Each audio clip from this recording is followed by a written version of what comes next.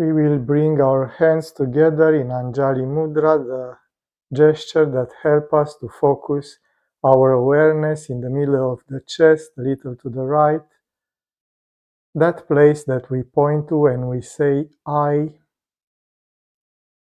And from there we embrace everything with love, kindness, and compassion. We open our hearts to the universe,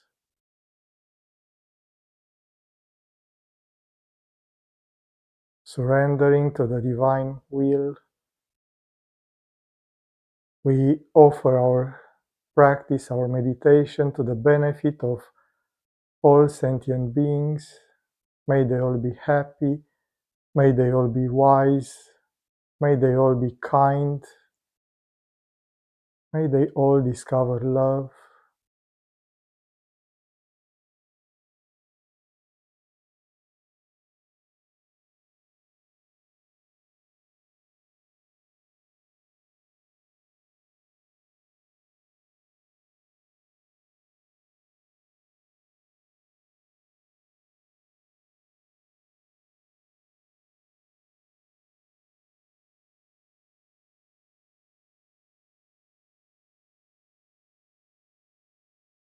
Now we will start the warming exercises by rotating the head. We let the chin down to the chest and rotate the head to the right, slowly with awareness.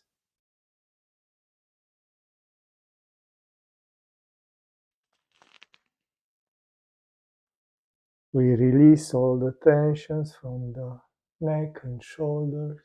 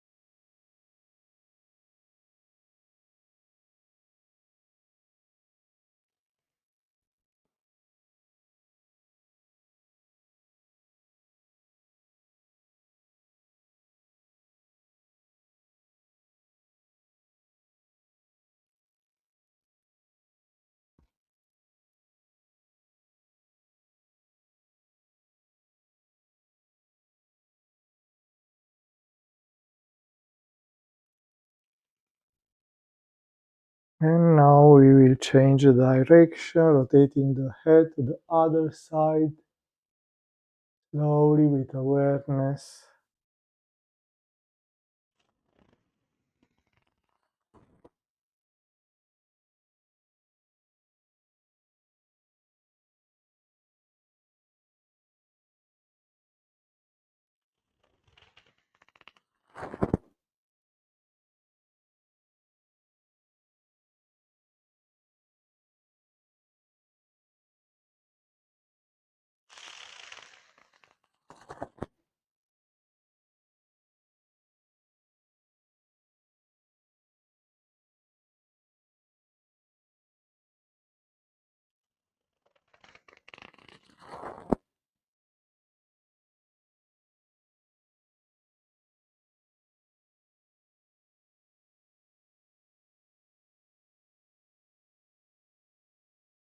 And we relax now,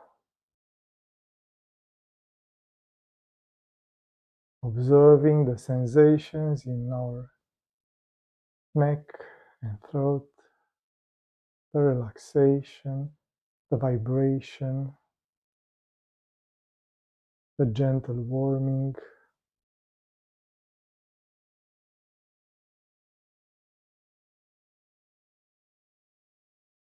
We continue with the rotation of the shoulders, getting the shoulders up to the back, opening the chest, bringing the shoulder blades together, then down to the front. We move slowly with awareness.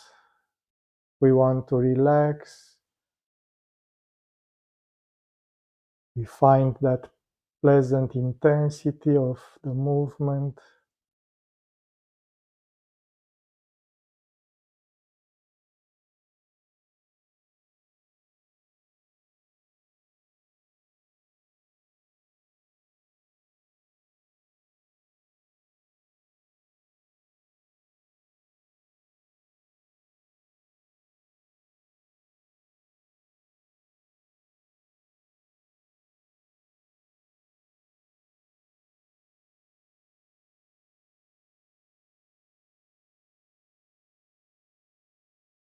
And now we relax, being aware of the sensations in our shoulders and shoulder blades, the opening of the chest.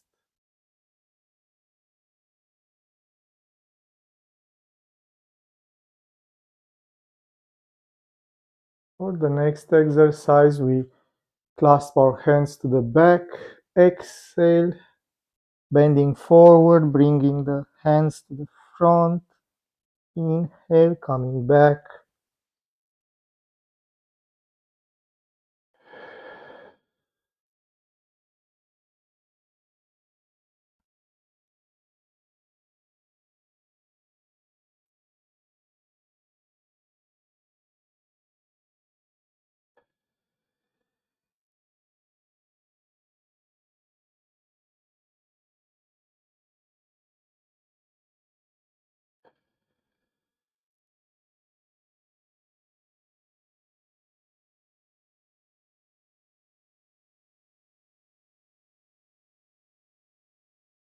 and now we relax, being aware of the sensations, relaxation of the shoulders, opening the chest, relaxation of the back muscles. We continue with the stretching to the side. Inhale, raise the arm. Exhale, stretch to the side. Inhale, raise the other arm. Exhale, stretch to the other side.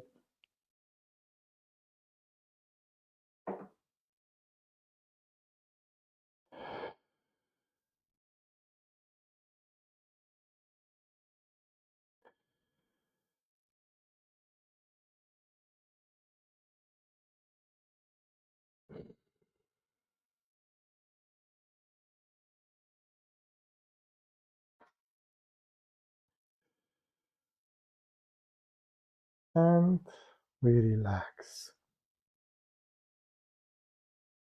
We feel the stretching of the sides of the body, the elasticity of the spine.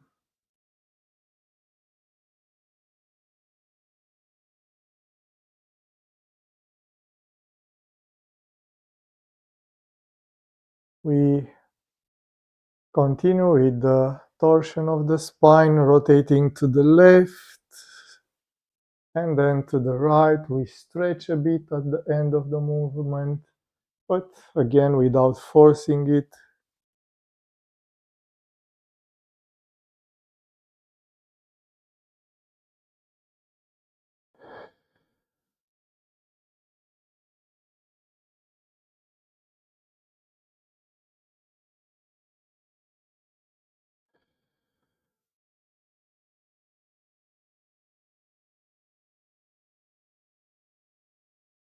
And we relax.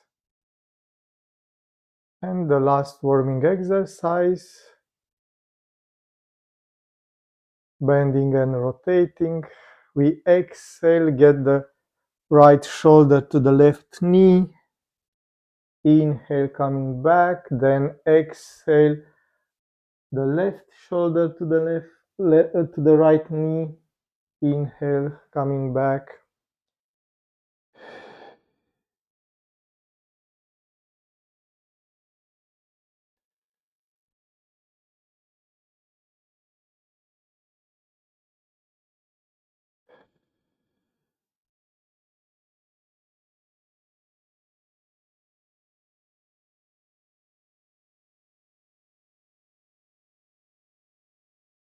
And now we relax, we are ready for meditation.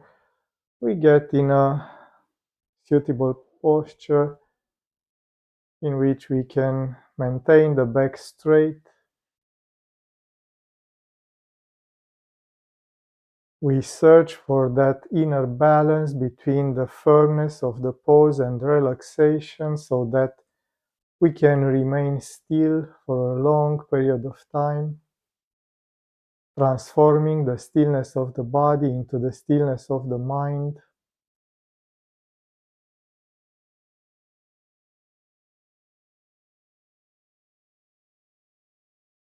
The shoulders a little to the back, opening the chest in an open attitude, like we want to embrace the world.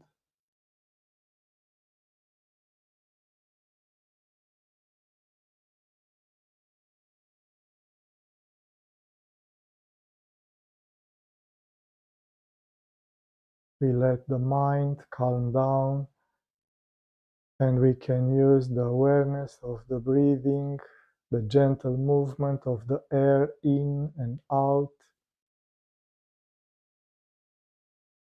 keeps the mind here and now and also calms the thoughts. We can use the sensations of the air touching the nostrils or the chest expanding and contracting every time we discover that our mind is elsewhere. With calm and patience, we bring the mind back to the breathing, to the here and now.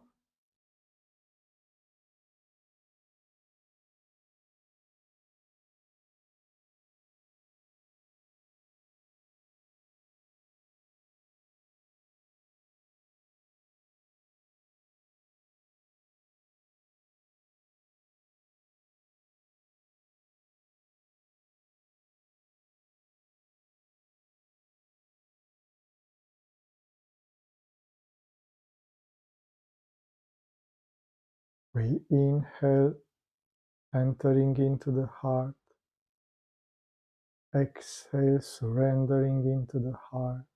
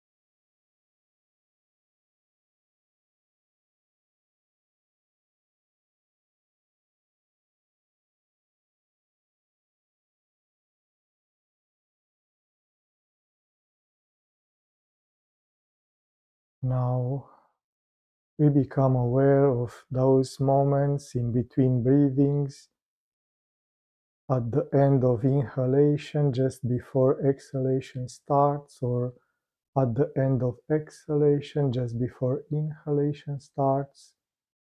There is a small gap, a small pause in which the mind is quiet, still, suspended in between thoughts, in between breathings. We inhale, pause, exhale, pause. The pauses are short just to Be aware of that stillness of the mind that interrupts the inner stories. We become aware of this background of stillness, of quietness, of silence, on which thoughts, emotions, sensations appear, remain for a while, and then disappear, and we continue to exist. Inhale, stillness. Exhale, stillness.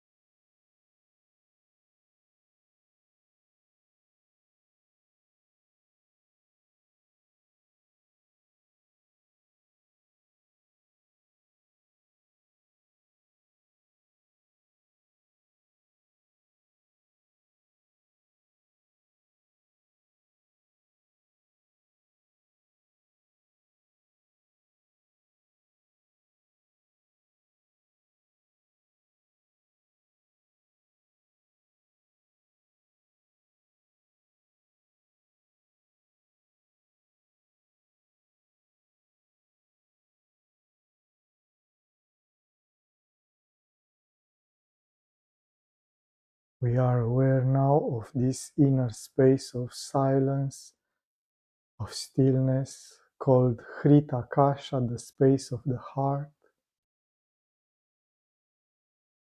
We will start the process of introspection, Atma Vichara, searching for the self, using the question, who am I? The answer is the existence itself, because the mind cannot answer. So we ask the question, we are the answer. Who am I? We focus ourselves on this I am feeling that answers. We can use everything that appears in our awareness to get back to this I am feeling. If thoughts appear, we ask ourselves, who is the one thinking me? Who am I? If emotions appear, positive or not so positive, who is the one experiencing these emotions? Me. Who am I? And if sensations in the body arise, pleasant or not so pleasant, who is the one feeling these sensations? Me. Who am I? Gradually, this I am feeling, that answer to the question, becomes a tremor of the heart, a vibrating light so intense that we can just surrender, being without being someone or something, pure existence, pure consciousness, pure bliss.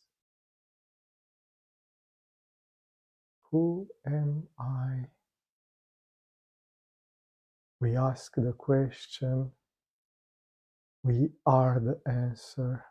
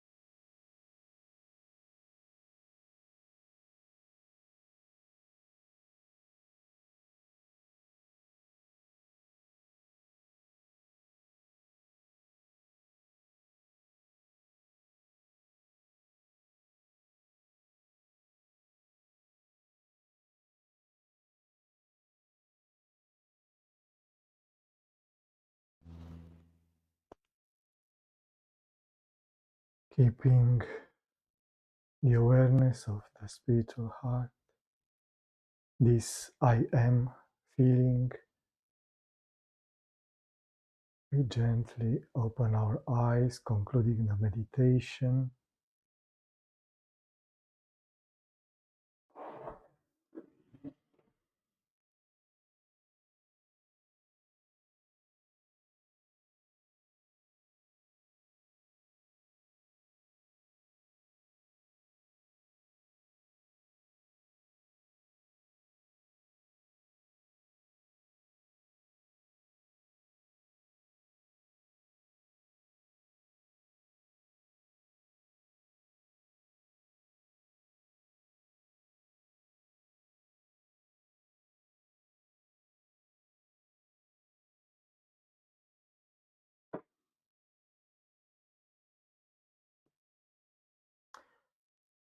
So, like I promised you, today we will speak about how in shaivism the awareness of the breathing is used to deepen the meditation. We actually in Hridaya use this method when we are aware of that space in between breathings. But now I will elaborate a bit on the origin of this technique, of this practice, uh, which comes from the Vijnana Bhairava. I think at different points in our meetings in the past, when I was with you in Madeira, I already presented these methods, but still let's remember them together. So in Shaivism, the awareness of the breathing is like in Buddhism and in other meditative tradition, is seen as a very important method to calm the mind and help us to go deeper into the stillness. And the way it's done in Shaivism is quite easily to do, but has some important effects. And I will try to explain to you why. You see, the inhalation and exhalation are seen as uh, two complementary movements. One goes in one direction, the other goes in another direction. And what is important, as usual in yoga, is this balance, this moment in which the two of them are equal. And these two moments of equality in between inhalation and exhalation are the points where the two of them meet. So at the end of inhalation, just before exhalation starts, at the end of exhalation, just before inhalation starts. In Vijnana Bhairava, this text that I mentioned, which is a very old meditation treaty, meditation book, there are like 112 methods of going into that inner stillness. For this kind of method of awareness of the breathing, the actual presentation of these methods starts with this awareness of the space in between breathings. And not only this, but for this method are used 4 sutras here and is mentioned in other parts of the Vijnana Bhairava also. So you see, for this reason, we consider that is an important technique, an important method of meditation. Otherwise was just mentioned once and then move on, yes. But it's mentioned 4 times in the beginning. So the presentation of the 112 methods of meditation starts with this. And the way in which is presented goes gradually from an outside method to an inside method and then to a natural awareness. So the first sutra in which is mentioned is the 24th sutra. For sure, the first 23 sutras are just the introduction to the methods in Vijnana Bhairava. So the first sutra in which it's presented the method is this 24th sutra, and it goes like this. Is not, maybe it's not the best translation, but is the one we have, and is going like this: the supreme energy which has the nature of visarga, the creative energy, continues incessantly to move upwards from the heart center to the Dvadashanta as expiration, and downwards from Dvadashanta to the heart center as inspiration. By fixing firmly the mind in the two places of their origin, for inspiration and expiration, the heart center for exhalation and Dvadashanta for inspiration, the state of wholeness, of being whole, of being one, it will be revealed.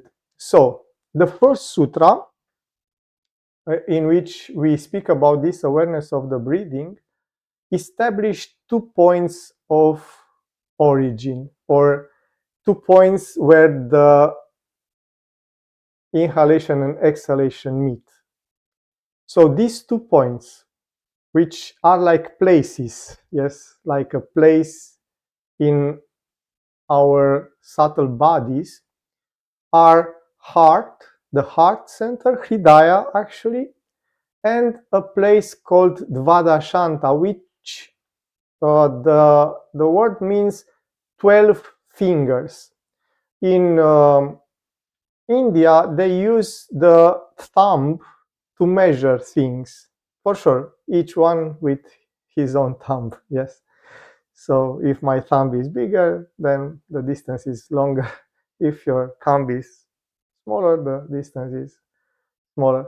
But what are these Dvadashantas? Because they are actually more than one.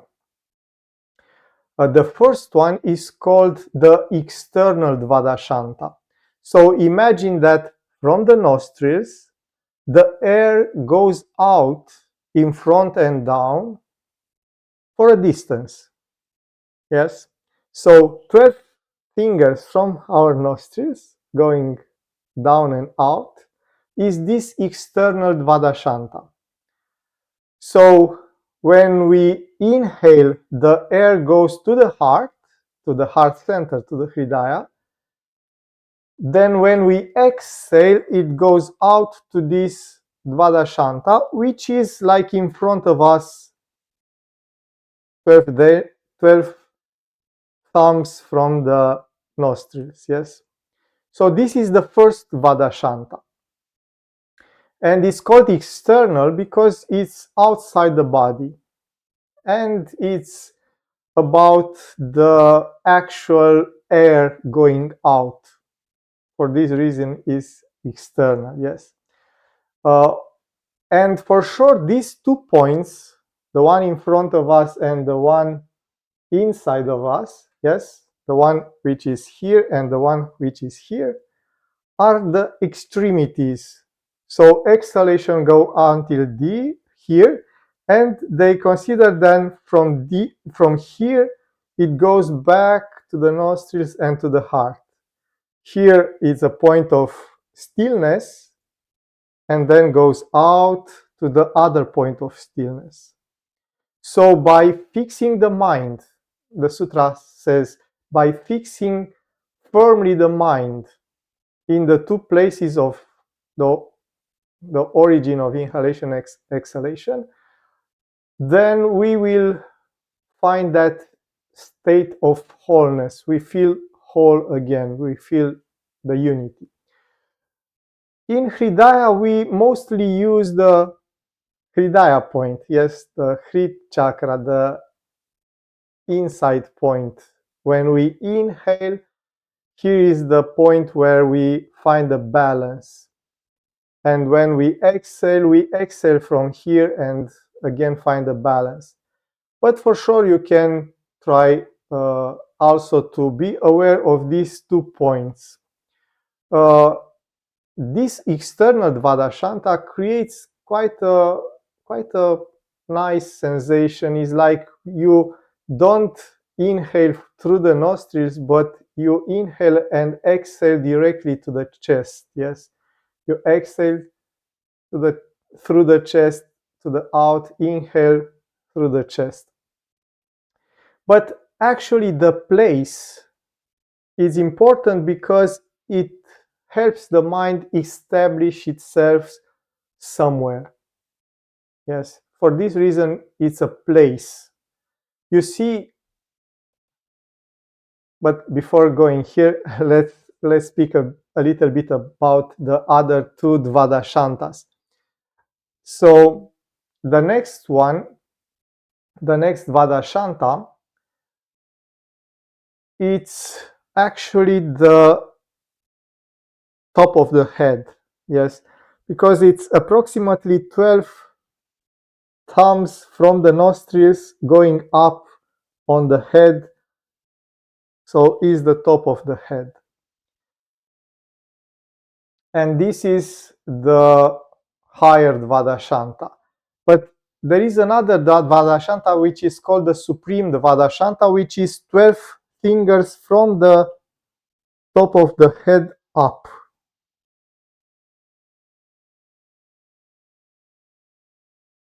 Yes, so these are the different Dvadashantas. And for sure we can use, and when we go deeper into the practice, we will use this higher Dvadashanta, this Supreme Dvadashanta, which is approximately in Sahasrara, in the 1000th petal chakra. So our subtle breathing, because the outer breathing, the air, will move to the outer Dvadashanta, to the external Dvadashanta. But the prana, the actual energy of the breathing, will go between the heart and Sahasrara. Yes. So when we exhale, the air and mind goes up to the Sahasrara. When we inhale, the air and mind goes into the heart. And these 2 points are important because, again, there is the balance. Like I said before, yoga means this balance between 2 complementary forces. So inhalation is an inside going force, the exhalation is an outgoing force, but they are in balance in these 2 places, the heart and Sahasrara, and the Dvadashanta, which is the Supreme Dvadashanta. And I was beginning to explain why it's important to establish a place. And again, for us, this place is Hrit chakra or Hritakasha. The Hritakasha actually means the space of the heart. So why it's important to have a place? You see, as a human being, we have this very subtle sense of where we are. Yes. So imagine the place you call home. Even if you are not home, if you close your eyes, you can feel the space of your home. Yes? And you can feel the space of your workplace. You can feel the space of, I don't know, your parents, or the place where you were a child, and such and such. We have this kind of feeling about aware where we are. Yes. So this inner place, this Hridaya and Vadashanta, they are not physical places. It's not like we have here a point in our chest where we can go. They are subtle places. It's like another dimension. Yes. So when we go into the heart, we actually go to another space-time, which is the space-time of the heart. And for this reason, observing the breathing will get us to this inner outside place. Yes, this place of the heart, this space of the heart. And for sure it's important because it helps us to understand that we are not just the body and this physical appearance. We are more than this. And the breathing is the best tool to go there. Why? The breathing is at the border of the physical plane and the subtle plane. It's a bit physical because we feel the air moving, but it's subtle in the same time because it's about energy moving. You understand? So for this reason is at the border, is at the threshold between the physical and the subtle place. So it will help us to enter this space of the heart. And for sure, in Vijnana Bhairava, it's seen as a method on its own. You can use it just like this. Inhale, focus on this point where the inhalation and exhalation meet. Exhale, focus on the point where exhalation and inhalation meet.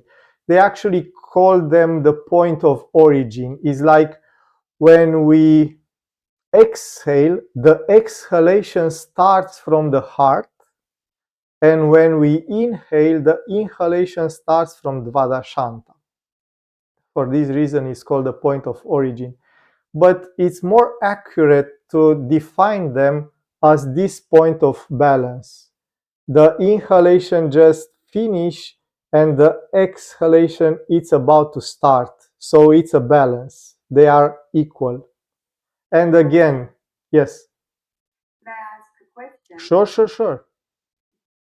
We focus the 2 points of places inside of our heart. Always, or when distance is outside and inside, but where do we feel it? Where? Yes, you see, it's about not where on the body, but where we like you said, where we feel it, because it's about a feeling. It's not about an actual place. Because imagine when we inhale, the air is going to our lungs. There is not a place where the air stops and then from there it will go out. Yes, the air will go to the lungs. But for the mind, if the mind goes with the breathing in, it will reach a point where it will stop.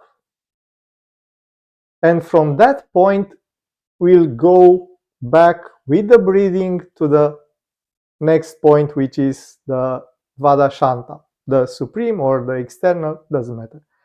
Yes. So it's not about placing a point on the chest, but it's about how you feel that place. You understand? So Vata Shanta is where we feel it also, so it's not external, is it?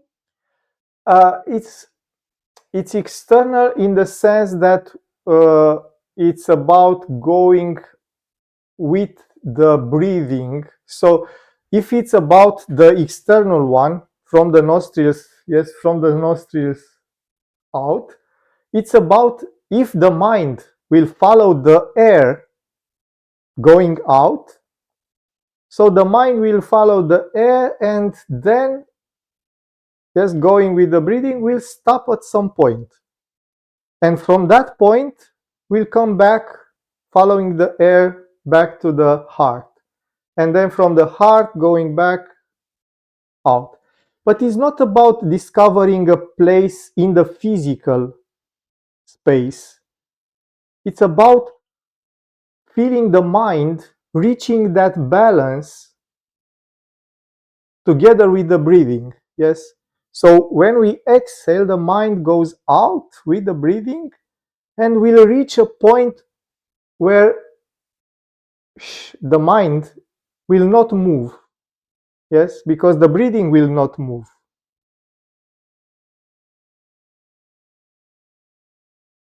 So when we exhale, we'll reach a point where the breathing will not move and the mind, following the breathing, will stop moving also.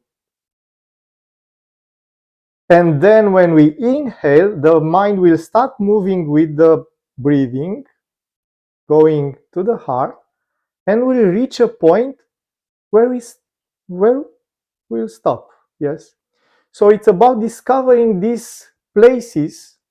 Places, again, it's a subtle place. It's not a physical place. It's not about the chest, but it's the place where the mind stops moving because the breathing stops moving. Yes.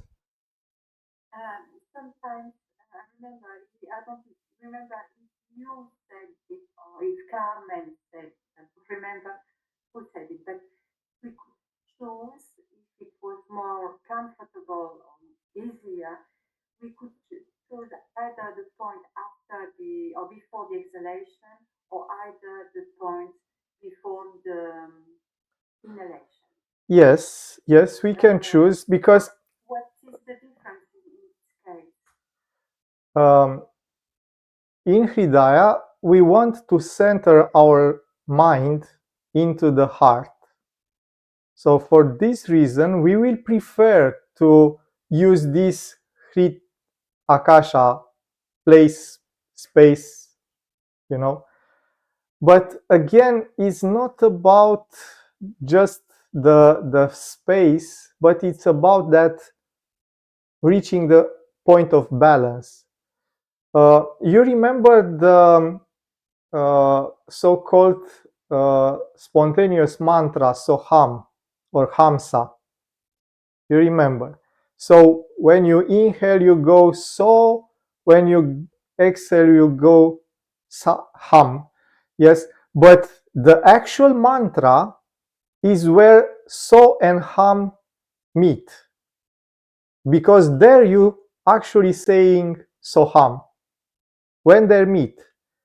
Otherwise, it's just ham, so ham. But when they meet, it's soham because they are together. Yes, and the other point is hamsa because there is ha sa ha sa. So the other point is hamsa. One is soham, the other is hamsa.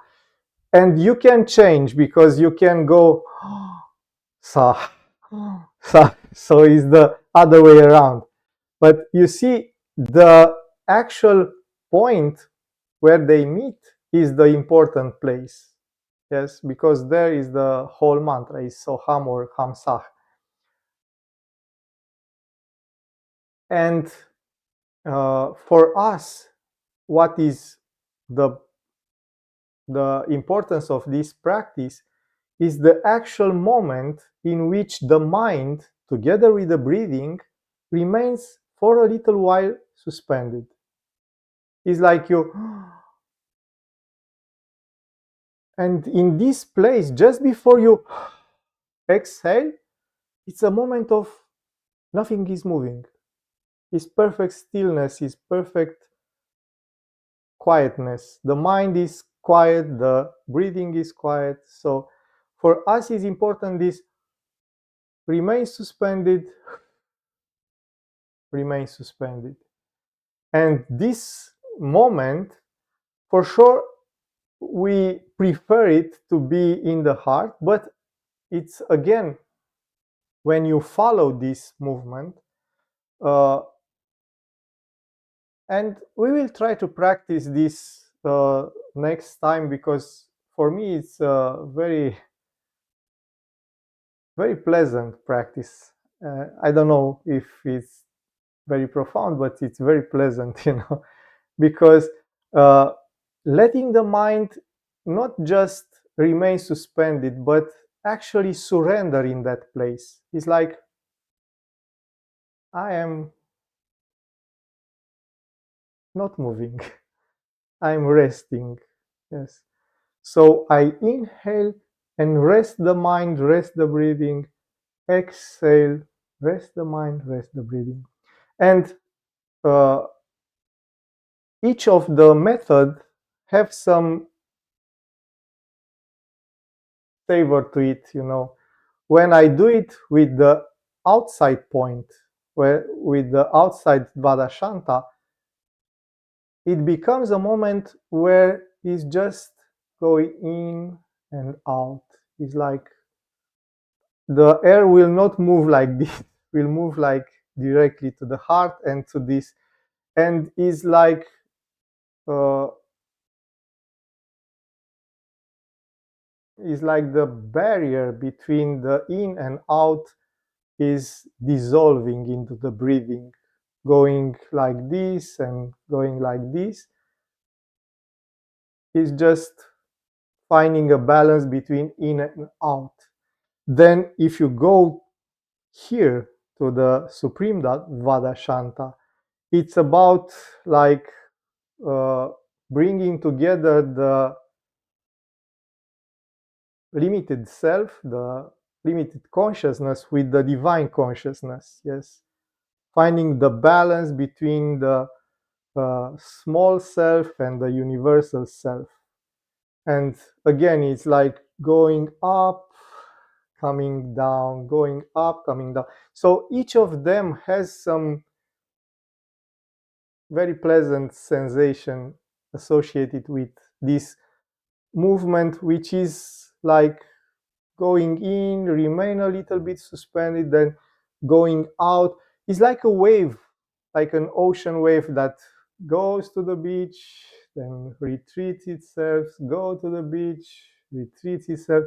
It's this kind of very quieting and calming movement. But from the point of view of meditation, this first part, it's about discovering this inner space in which the mind and breathing remain suspended for a few seconds. Not much, because if you stay too much, then the mind will start moving. But if you just stay a little bit and then go a little bit, stay a little bit, you start to be more familiar, more at home in your heart. Is like you discover that in your heart is a place like your home or like your job or like any other place.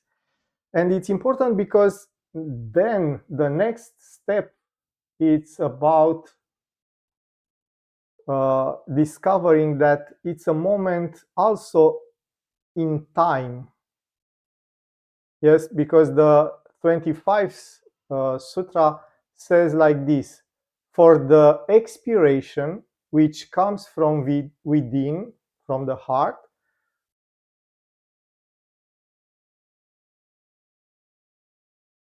there is a break or a void for a split second in Vadashanta. For the inspiration coming from Vadashanta, there is a split second break in the center of the body, the spiritual heart. If you set your mind firmly on these two moments of void, you will realize that by the means of Bhairavi, the essential form of Bhairava is manifesting in these two voids. So these two voids are like moments in which the time stops. So you see, for the time to exist, we need some kind of movement. Yes, because how we measure time? Usually we measure time by some kind of movement from here to here. How long does it take to go? Yes, and even the movement of the clock is a movement. So time means movement. If everything is still, the time doesn't move. For sure, we know that the objective time, which we measure with a clock, it will continue to move. Yes, the seconds will pass. But from the subjective perspective, the time stops. In these moments of pause in between breathings, we actually have the possibility to access the eternity. Because there is not just the mind and breathing suspended, but actually the time is suspended, the subjective time, yes, our time, which is the movement of the mind, is suspended in that point. And we can access or feel or discover what it feels to be eternal, to be out, not eternal in the sense that we live forever, but eternal in the sense that we are outside of the flowing of the time. Yes, the flowing of the time means that we are young and then grow old. This is the flowing of the time. But when you are outside of the time, you are neither young neither old. Yes, because the consciousness, the self, is not young, not old. It's just outside of the time. So in these moments, we discover that we are not just in a place in space, so going in that heart space, in that Hritakasha, but we are in that eternity of consciousness. For a split second, is very short at first. It's not a long eternity, but again, it's outside of the time, outside of time, yes. So we start to be aware of this. Again, maybe when we practice will become more clear, but imagine when you wake up in the middle of the night because you thought that you heard a sound and you don't know who made that sound. Maybe a thief got into your house, or a mouse, or what it is, what sound, who made that sound. So what you do then, you just listen, but you listen to a kind of intensity in which there is no mind, there is no breathing, there is nothing, just the hearing. Yes,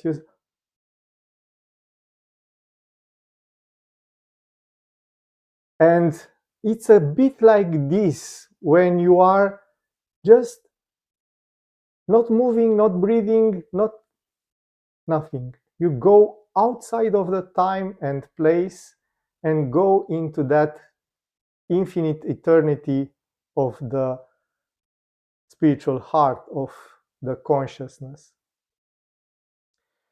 And you see, the sutra says that by the means of the energy, by the means of Bhairavi, you discover the essential form of Bhairava. The essential form of Bhairava is this infinity and eternity. Because the Bhairava, the divine consciousness, it's outside of the space-time of this world. He is omnipresent, is everywhere at once, and also is eternal. He is outside of the flow of the time.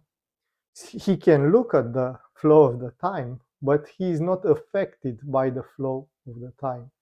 So this is the nature of this inner consciousness. And then in the third sutra that describes this method, in the 26th sutra of Vijnana Bhairava, now we become aware that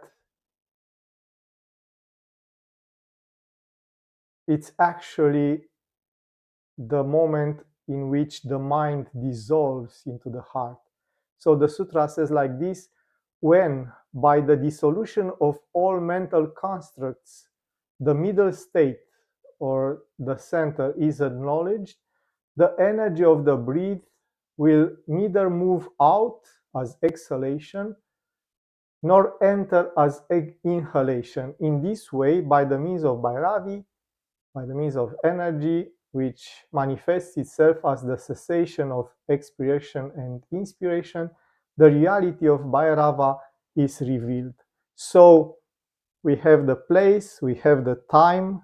Now the mind can disappear to make way for the consciousness. Yes, because like in Yoga Sutras of Patanjali, when the mind ceases to move, then our true nature is revealed.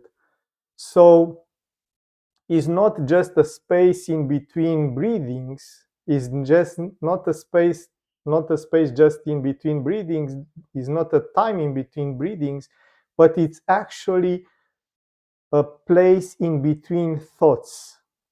We discover that this infinity and eternity is the background of consciousness on which all the thoughts appear. Because you see, all our experiences are manifested on this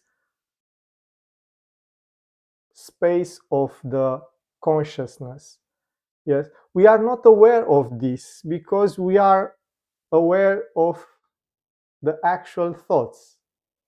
Yeah, but imagine like when you go to see a movie. It's is the best metaphor for this. When you go to see a movie, you look at a white screen. Yes, just before the movie starts, you are aware that you are looking at a white screen. This is the background of consciousness. Yes, this white screen. But then the movie starts. And the movie, what is? The movie, a light, a colored light, which is projected on this white screen. And you become so fascinated by this colored light, these pictures that are moving, that you forget that you look at a white screen.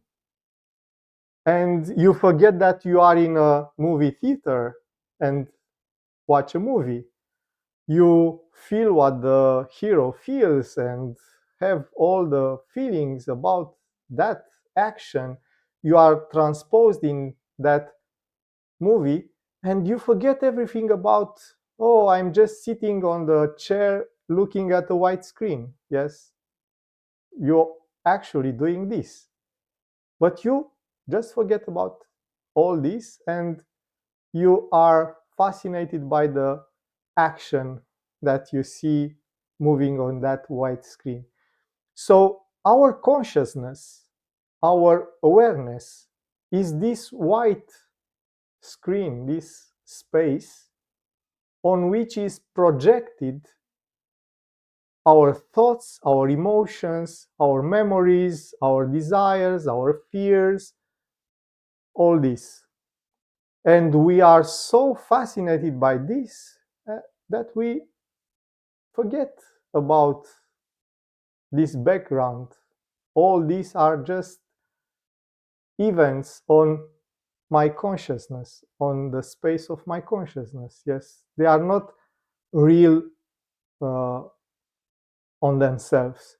For sure, the metaphor is not perfect because the things that are projected on the screen of our awareness, of our consciousness, are related with the outside things that are happening. But you understand, when you stay in meditation with your eyes closed, what you see, it's the images that your mind projects on this screen of consciousness or of awareness. And you, because you are so fascinated by the thoughts and emotions and such, you forget that it's just a play of consciousness. So when you use the breathing to reach that point of void in between thoughts, you start to see, oh, just a moment, this is my consciousness. Is not sadness or joy, is not desires or fears, it's just my consciousness. And you can move beyond the thoughts and the vrittis, how Patanjali calls them. Yes. So you see, this method help us to discover the infinity of the existence of that inner space of the heart, the eternity of the consciousness, but also discover this place and space beyond the thoughts, beyond the mind. And the last sutra in this introduction, which is the 27th sutra, says like this: when the energy of breath stops naturally at the end of exhalation and at the end of inspiration, in the end of this form of breathing, Shakti is known to be full of peace. And through this power of peace, the eternal, pardon, sorry, the and through this power of peace, the essence of stillness is revealed.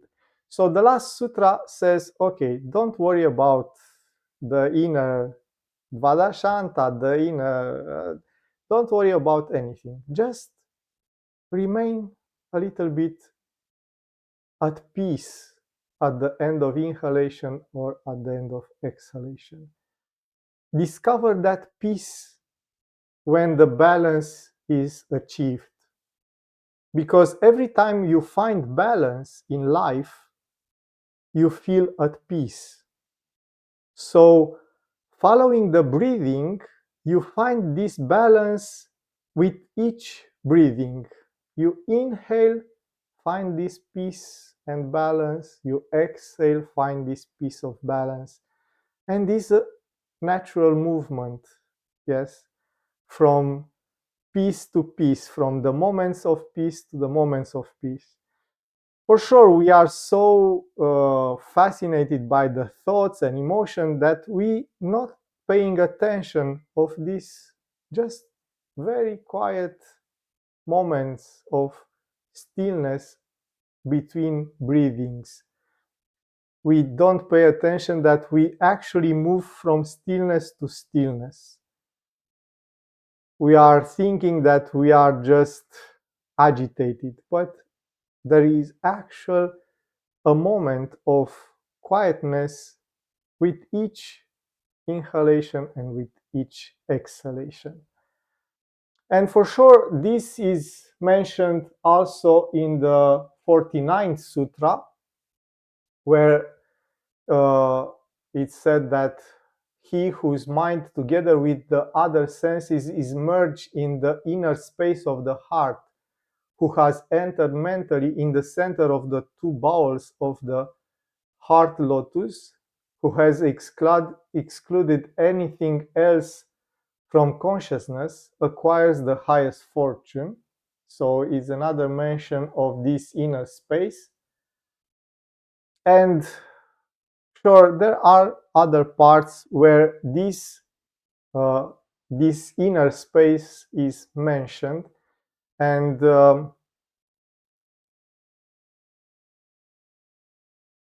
we will try next week to put this to the practice. Yes, because I think a lot of things maybe will become more clear when we actually pay attention to this. But until then, try to be more aware.